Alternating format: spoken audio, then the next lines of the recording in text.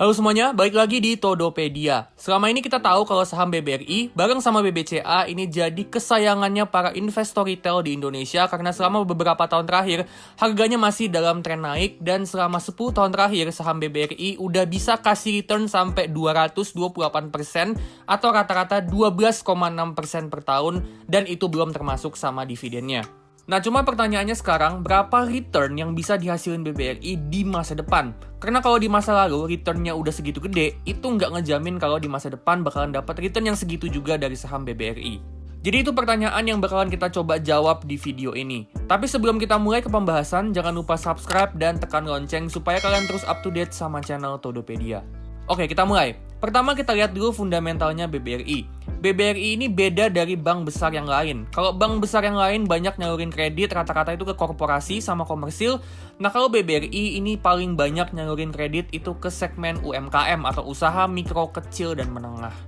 Jadi bisa dibilang BBRI ini punya pasarnya sendiri sebagai micro banking atau perbankan mikro. Dan itu bisa jadi keuntungan buat BBRI secara jangka panjang. Karena dengan mereka ini nggak ada saingan sebagai micro banking, mereka bisa leluasa terus-terusan ekspansi kredit ke segmen UMKM.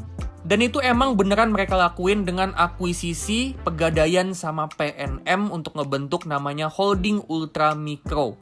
Pegadaian sama PNM yang juga banyak ngasih pembiayaan ke UMKM, ini nantinya bakalan jadi perpanjangan tangan BBRI untuk kasih kredit sama pembiayaan untuk segmen UMKM. Jadi ibaratnya pekerjaannya BBRI untuk ngejangkau nasabah di pelosok-pelosok, di pedalaman-pedalaman sekarang udah lebih ringan karena udah dibantu sama Pegadaian PNM.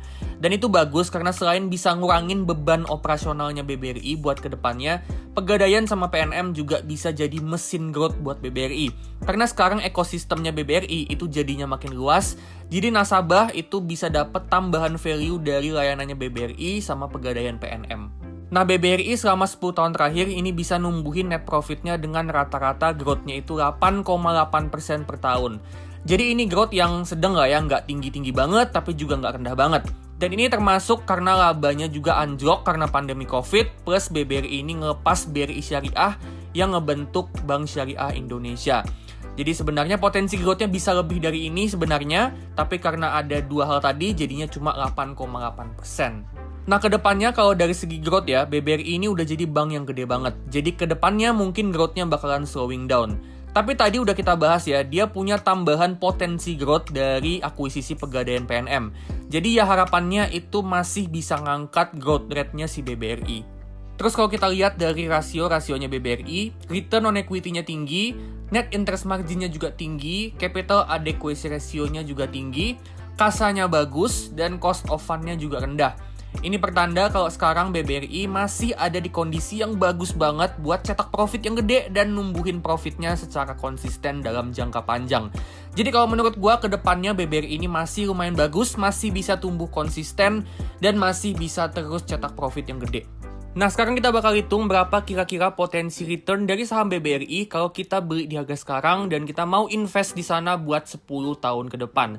Caranya kita pakai discounted dividend model. Jadi potensi return dari BBRI ini bakalan kita hitung based on dividen yang kita dapat ke depannya plus capital gain dari BBRI ke depannya. Nah, buat tahu berapa dividen BBRI ke depannya, kita perlu buat asumsi growth dari earnings per share atau EPS-nya BBRI ke depannya sampai 10 tahun ke depan. Bicara soal growth, BBRI ini masih punya potensi growth dari Pegadaian PNM plus pertumbuhan ekonomi dalam jangka panjang. Beberapa tahun terakhir growth-nya ada di kisaran 8-9% per tahun rata-rata, tapi dengan BBRI ini udah jadi bank yang gede banget ukurannya, harusnya ke depannya growth-nya udah nggak bisa terlalu kenceng.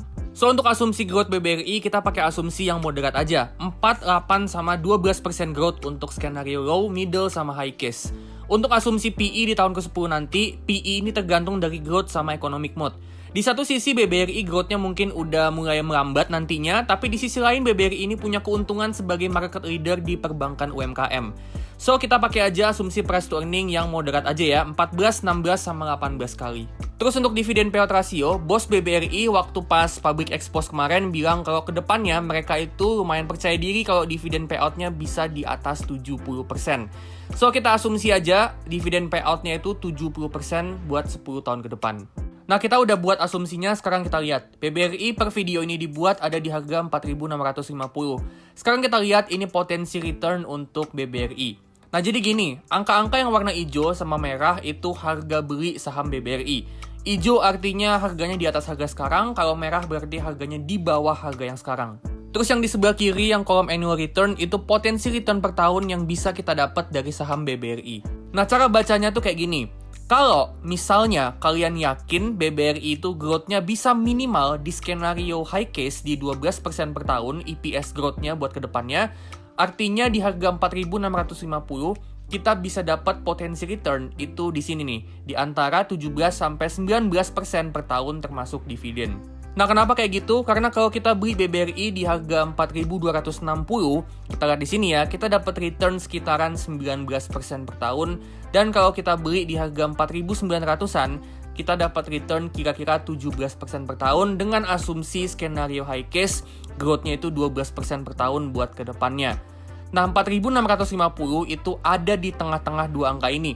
Artinya kira-kira return-nya itu ada di antara 17-19%. Nah tapi kalau kalian orang yang pesimis sama BBRI, misal nih kalian yakinnya BBRI itu growth-nya cuma setara low case, cuma 4% per tahun, berarti di harga 4.650, kalau kita beli BBRI di harga segitu, potensi return-nya kira-kira cuma di antara 7-9% per tahun termasuk sama dividennya.